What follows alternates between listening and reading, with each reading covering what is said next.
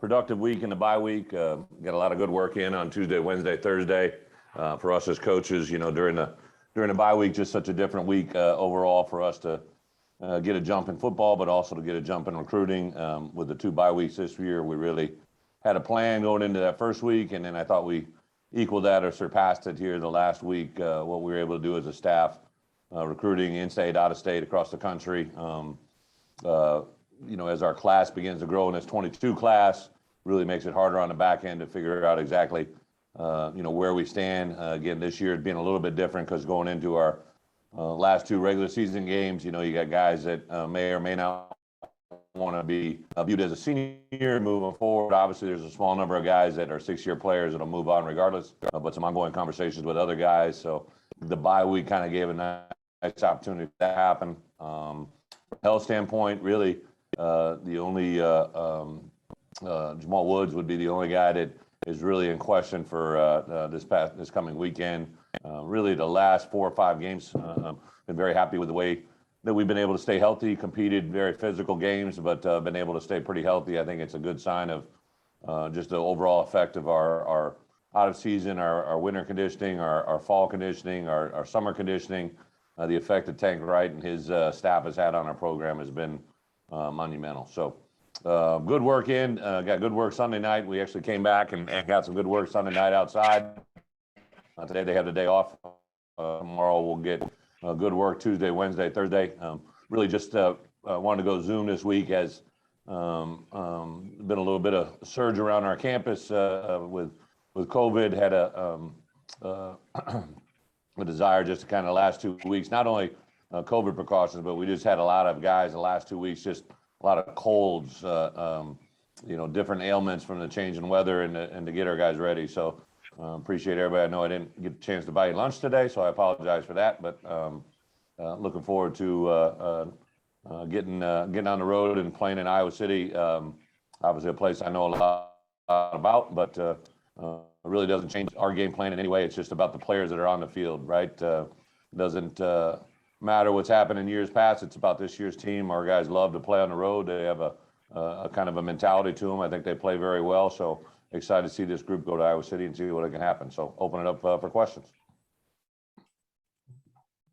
Coach, with Coach Walters, is the contract extension, did you have some concerns that other schools would come in and try to poach him away from you?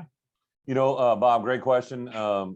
It really was nothing driven out of more than really when I began to talk to Josh, going back to last December to where we are today, just about the support and the commitment from the university to let us put together a staff. I think my first numbers that I was given from a staff compensation standpoint was one that I was very pleased with. But I did say, as I know in this profession, I've had good coaches that have been poached away from me and wanted to know if that support would be there. And Josh was very upfront about that. And then obviously this proof was in the pudding. I think defensively, what Ryan, our defensive staff overall, our defensive players have been able to accomplish this year has been pretty noticeable. And I'm not oblivious to the fact that if I hadn't heard from him, I would, right? So it was just some proactive action by Josh and give a lot of thank you to Illinois in general, just the support that they gave, the way Josh was able to go through this. I had some preliminary conversations with Josh going back to our first bye week and before that even. He kind of took it and ran, and then we made some proposals to Ryan and his family and his people right after the Minnesota game, and obviously to come up with that announcement yesterday was awesome for a variety of different levels. But very excited for Ryan and his future, and love working with him on a daily basis. One more, head coach, have you had $1 million assistant coach on any of your staffs before? $1 million? No, I don't think so. Close, but no. I did give Ryan a little bit of heat. I told him, I had when I was a defense coordinator or as a co-coordinator and coordinator, I had #1 defense in the country, and I think the most I made was 185. And then my first year as a head coach, I made $750,000 and went 12-1. So that wasn't that long ago. I'll have you know too. That was 13 years ago. So the price of doing good business has gone up dramatically. Thanks, guys. Hey, Brett, just to be clear, with the surge of COVID on campus, are you guys experiencing any COVID issues within your program? Really, I think the first one, if I'm not mistaken, Joey, was maybe, I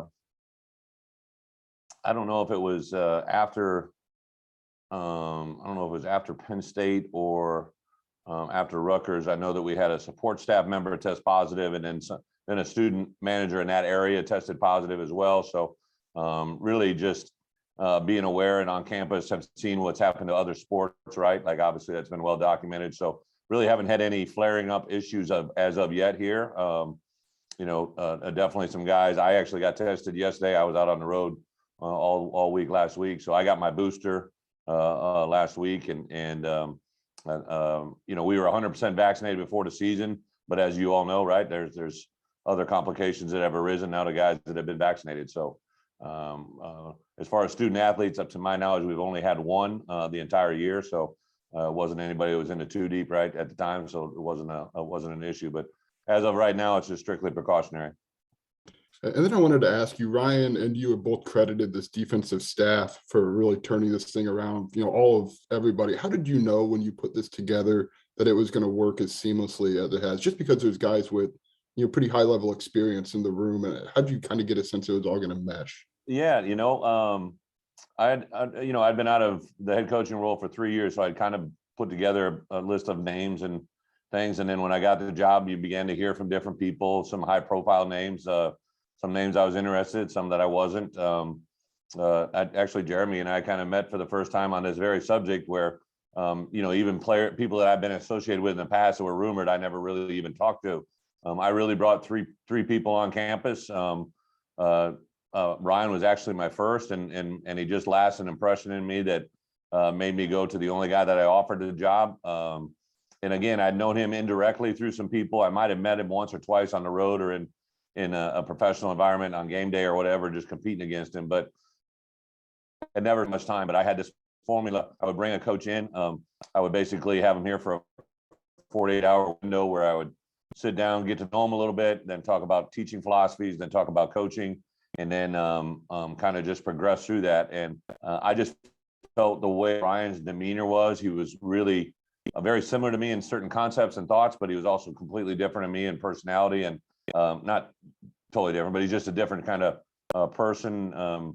Very, very easy to get along with, very composed. I thought he'd be a great demeanor. And then I kind of already knew the direction I was going to go. I was very interested in JMO, Aaron Henry, Andy Boo, and Kevin Kane. I didn't know if I was going to be able to get them all, but I did have the conception that if I could get my hands on some guys that I knew they'd work well with Ryan.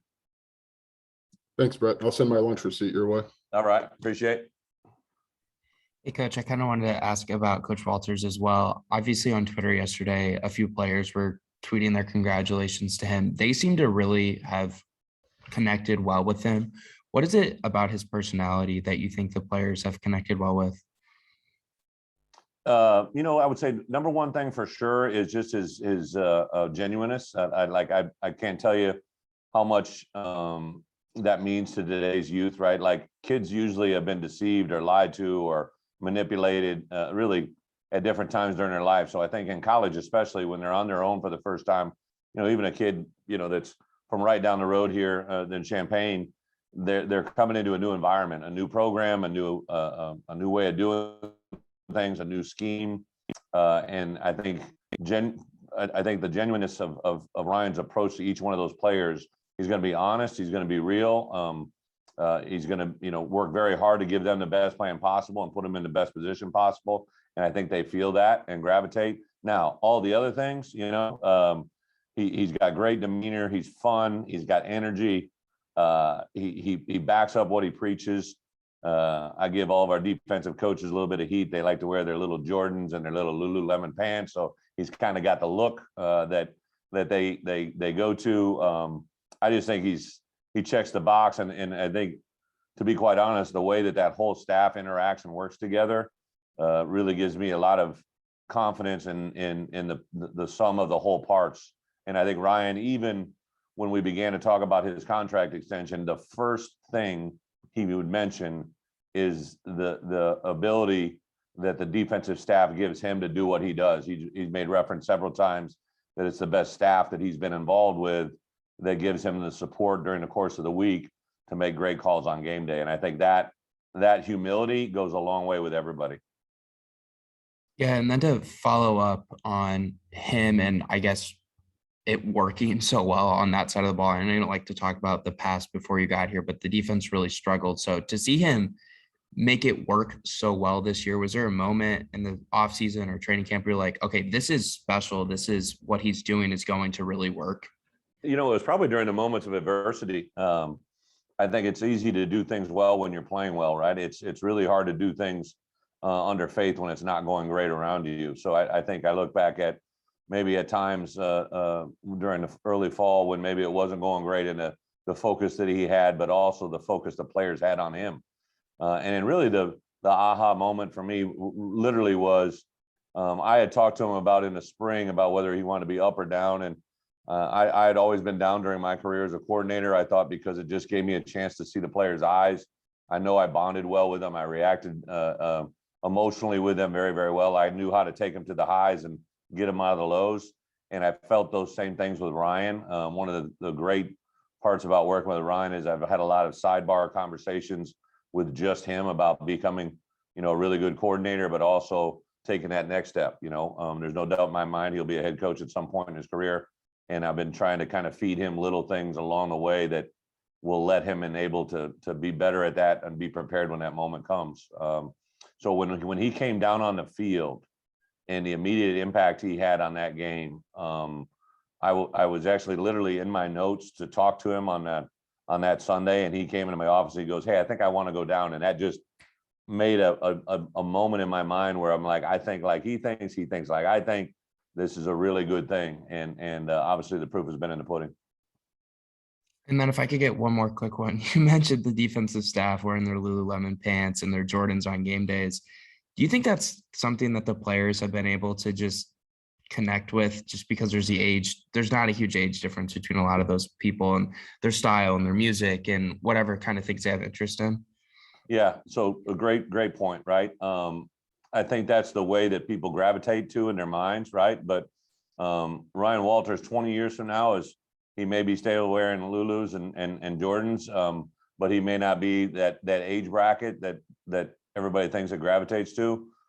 Age is just a number, right? Like, so obviously I wear, Nike issue and kind of boring orange sneakers, right? But like my ability to connect with our players is no different from when I was 31 that I'm now 51. Like that element is definitely real. And I think people pay way too much attention. It's the content of the message. I do think that actually probably me giving those guys a little more grief than anything. But I think our players identify with the personality of our defensive coaches really, really well. And that shows in the way they play. Thanks, Coach. Enjoy the rest of your day. Thank you. Hi, Bret. What are your thoughts about this Saturday's football game against Iowa, just in the matchup? And then, of course, there is your connections to the program. Yeah, Scott, being upfront and honest, like I tell our guys, like I've known this day was coming, right? Just like somewhat similar to, not the same, when we were going to play Wisconsin. You can't, and I don't want players or our coaches to ever shy away from their past and their history. I've always said, I've never met a successful man who isn't proud of where he came from, right? And I think that carries forward in this moment for me just as much as anything. I have a tremendous amount of respect for Kirk. He gave me a job. Phil Parker, the defense coordinator, I were as close gets on that first staff when we were together. Has had a tremendous influence on my coaching career overall. Really over a period of decades, right? And that's in itself what it is. That doesn't have any effect on Saturday. Saturday is about, this year's football team at the University of Illinois against this year's football team at the University of Iowa. It's in Iowa City, Iowa. It's at Kinnick Stadium. There's not one play from last week's game for them that's going to carry forward into this game. There's not one play from our season this year that's going to carry forward into this program. It's about the 11 on 11, every play on Saturday that matters. And that's not just coach speak. That's just what it is. I'm very excited for this group. It's been pointed out to me that we've lost 7 straight, right? Like, I don't need to throw that in our players' face. They've actually said it to me, right? Like, I know what this means to these players, and it's because of everything other than the fact about me, right? I'm just the newest equation into this thing. It's a nice little side piece, but that's nothing what this story's about. And then this is the time of year when you start to hear chatter, and I have no idea how much of a possibility it is, but you hear talk of 5-win teams being invited into bowl games. Do you have, at least in concept, any thoughts on that, or is that for later? You know, again, great story, great concept from the outside world, but this week's game is about this week's game, and it's not because of potential bowl eligibility. It's because it's an opportunity for us to play a Big Ten West opponent, to a team that's in contention for the Big Ten West title, for us to play a team that we haven't beat in 7 years, for us to play a team that is going to be on our record or on our schedule every year, year in and year out. This is a measuring stick for us, right? This is nothing to do with about anything in the future or what's behind us. What I want to know is I want to know what the University of Illinois football team in week 11 or game 11 of the 2021 season, I want to know where we're at. And that's the challenge we've had to our guys every week. And it's nothing that's going to change as we move forward, because, you know, to get to next week is just a matter of calendar days. What we want to do is get to this opportunity on Saturday and see what happens. Thank you. Yep. Hey, Brett, obviously when Josh hired you and you guys talked about sustained success and everything you'd learned in your stops before of programs you can emulate, you know, kind of model yourself after, and Iowa is sustained success. It feels like every team is similar, right? And then every year they kind of have a good team. What did you learn under Hayden in your 1 year with Kirk that has led to this for Iowa? Yeah, so I played under Hayden from 88 to 92. Then I GA'd for him for a year, 2 years, worked for him for a couple of years. And then I actually worked for Kirk for 3 years. And I think that the common element that I learned from both of them was to be who they are, right? Coach Ferentz was completely different than Coach Fry, but they were very similar in a lot of different ways. I remember that first year, I believe we went 1-10. The only team we beat, I believe, was Northern Illinois. And then that next year we won 3 games. And then my third year with him, my final year at the University of Iowa, we won, I believe, 6 to get bowl eligible, and then won 7 to be in the bowl game. We beat Texas Tech, and then I left for Kansas State. And I remember Kirk was adamant about never skipping a step to get to where we want to be. He was adamant about doing it and building the foundation to build it the right way for a long time. And that's definitely carried forward in my thinking here. There's little things I do every day that I'm like, oh, that's such a Hayden Fry thing right there. Like, I know it, but no one else really knows it. Nobody in my building knows it. No one in my staff meeting knows it. I remember having a initial conversation with Kirk when I didn't have a job, and he offered me an opportunity to stay on the staff, and I kind of actually gave him a reason why not to hire me. I don't know how smart that was, but that's how I kind of approached it, and thankfully he didn't take me up on it. Kept me in the loop, and learned a lot of really good football from him. So yeah, but then it kind of manifested as I grew. Then I went to Kansas State, and I was with Bill Snyder, and I realized a lot of the same things I had heard from Hayden, from Kirk, Coach Snyder was doing. And then I go to the University of Wisconsin, and I coach under Barry Alvarez, who was a part of all of it with all of them. And I began to see how it goes. And then crazy how the world works, right? To go to New England and be under Coach Belichick and realize a lot of things that I'd learned under Kirk were things that Coach Ferentz had learned under Bill, right? So just so many connect the dots moments in your coaching career. But ones that I know have a great effect, and hopefully are going to build us to a point of having a lot of success, hopefully here in the future, very, very short fashion. You mentioned how recruiting was probably even better this weekend for you guys on the off week. How much does those 2 wins impact that? And what's kind of this last month like for you guys, staff, as you kind of wrap up this class? Yeah, I was kind of, for me, I was in kind of one region of the country on Sunday and Monday, and then in the other part of the week on Thursday, Friday, Saturday, I was a little bit in a different area of the region, but the reception was still equally great. Like, people were just very, very positive.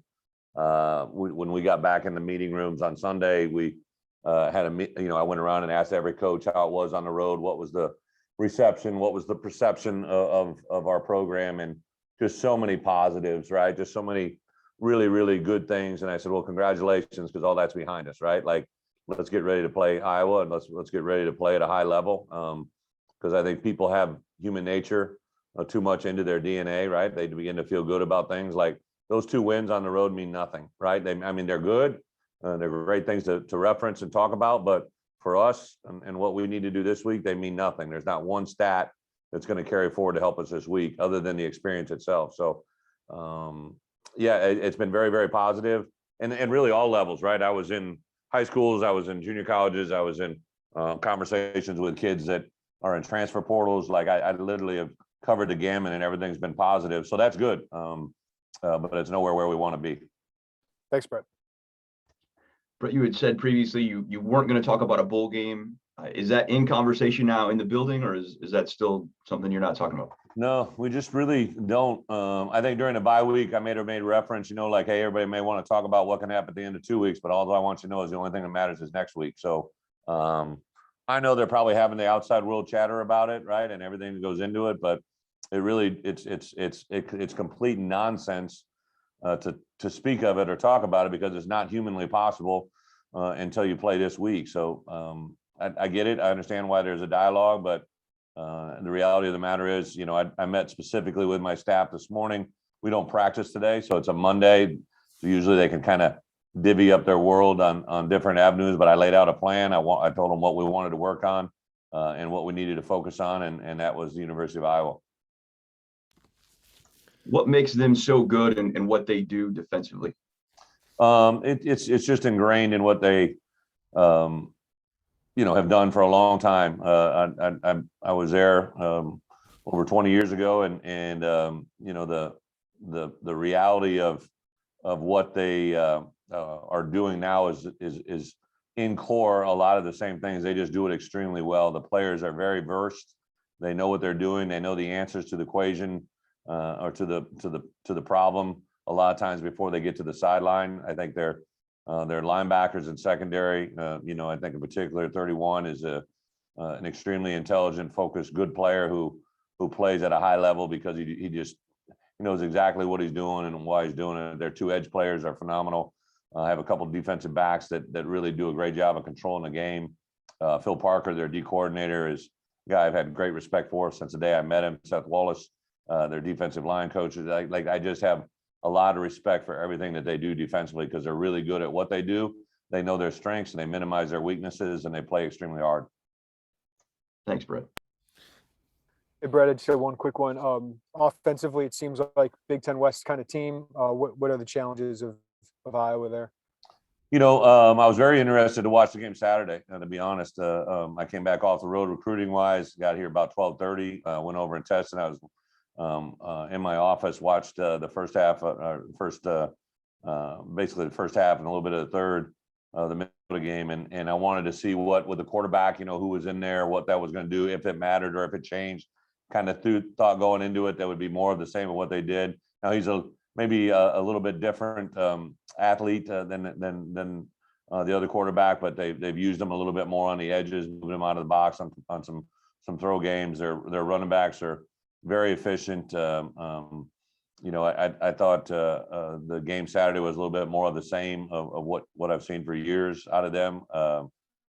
Their center, in my opinion, is probably one of the most complete centers I've ever witnessed and seen. Very athletic. What he's able to do from a football standpoint fundamentally is really, really high level. As well across the board. Their tight end, Laporte, is a very, very gifted football player. Again, I think it's just interesting, right? Like, we're playing Iowa. Last week we played Minnesota. We played Purdue. We played obviously Rutgers. There wasn't so much there as far as, but when I go to all these teams, there's Illinois players on every one of these rosters that are at the highest level of their success. And Iowa is no exception, right? They've done a really good job of recruiting in this state. So the message we've said from day one about controlling the state and being able to keep the players we want here at home. I know we're not going to bat 1,000%, but we sure as hell better try, because if they're from Illinois and they've been in these programs that know how to play good football, and it means a lot to them, they've been really successful to that point. So again, there's more players on that roster that I wish were here at the University of Illinois. I'm not saying anything about it. I just know we can do a really good job of recruiting our players better stay in state here and how much that can affect our program in the future. So that's going to be another key part of this matchup on Saturday. Thanks. Yep. All right, Coach. Hey, we appreciate your time today, and we'll talk again down the week later in the week. Thank you very much.